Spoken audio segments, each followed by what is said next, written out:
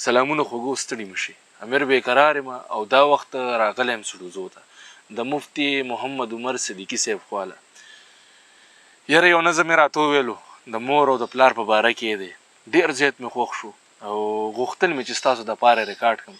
تر اخره پورې راسره واورئ. سترګو نه به مو ورسره اوښکې لاړې شي. راسره اوسئ ښه. نظم دی چې زه چې پیدا شوم په هېڅ نه پوهېدم، زه نه په بدو نه په ښه پوهېدم. په پیدایش مې خوشحالي جوړه شوه، سمه غوغا او ازادي جوړه شوه. ما به ژړل، خلکو خندلې راته، حیران دیران به یې کتلې راته. بیمار به زه وم وخفه به مور مې زما په هر درد پوهېده به مور مې. بیمار به زه وم وخفه به مور مې زما په هر درد پوهېده به مور مې. للو للو به یې ناره وهله، ټپ ټپ زما به یې سینه وهله. للو للو به یې ناره وهله، ټپ ټپ زما به یې سینه وهله. و به بېلمازه زما په وجه مور کوي، یخه یخنۍ کې رپېده به مور کوي. زما جنت زما راحتو پکې، غېږه د مور و هر نعمتو پکې. نه چا وهله چا رټلی شومه، نه یې له خوا نه چا شړلی شومه. نه چا وهله چا رټلی شومه، نه یې له خوا نه چا شړلی شومه. رو رو را کېناستم، خدای وده راکړه، په کېناستو به مې مور ډډه راکړه.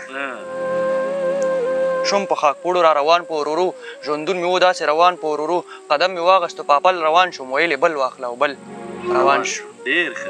قدم مې واغېستو پاپل روان شوم، ویلې بل واخله او بل روان شوم. په ګرځېدو مې پلار خواږه تقسیم کړه، له خوشحالۍ نه یې هر څه تقسیم کړه.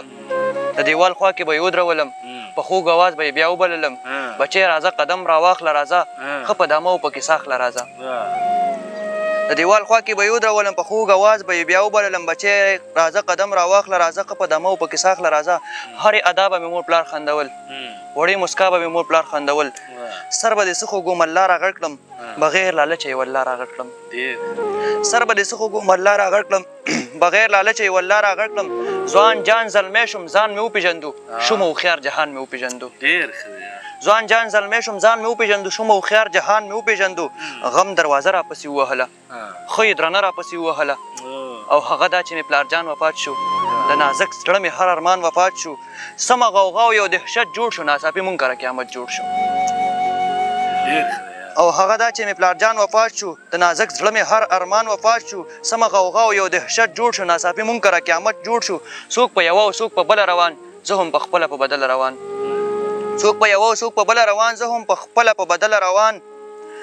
او هر خواته سترګې سرې ګریوان نمجنو، ځمکه خپه وه پاس اسمان نمجنو. د پلار د مرګ نه پس نسکور پاتې شم، زړه ملامته کړم مختور پاتې شم.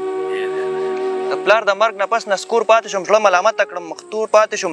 واړه واړه ورونه مې خوار ګرځېدل، برداشت کېدل نه چې بې پلار ګرځېدل. واړه واړه ورونه مې خوار ګرځېدل، برداشت کېدل نه چې بې پلار ګرځېدل. خور به مې وویل داجي چېرته دی، هغه درمان مې د زړګي چېرته دی. ما به ویلې په سفر تللی دی، زموږ له ټولو مرور تللی دی. نه په اختر او نه روژه کې راځي، صرف په خوب او توره شپه کې راځي. په دې خبره مې سترګې ډکې شولې، شومه ګونګې خبرې ورکې شولې. یو خوا ته لاړم ښه مې ډېر وژړل، د پلار تصویر ته مې برسېر وژړل. زما ژوندون د بادشاهۍ ژوندونو، څه عجیبه د خوشحالۍ ژوندونو. هغه راحت هغه سکون مې ورک شو، هغه له خوند نه ډک ژوندون مې ورک شو.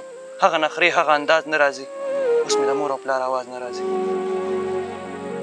ډېر ښه دی ډېر ښه دی یاره. بس دا واقعي خبره ده چې د مور او د پلار نه بغیر ژوند دا نیمګړی وي. او ژوند که په بیا په رڼاګانو کې وي، موږ په تېرو حساب ژوندون لکه بېدیا ده، بني ادم پکې یېرېږي.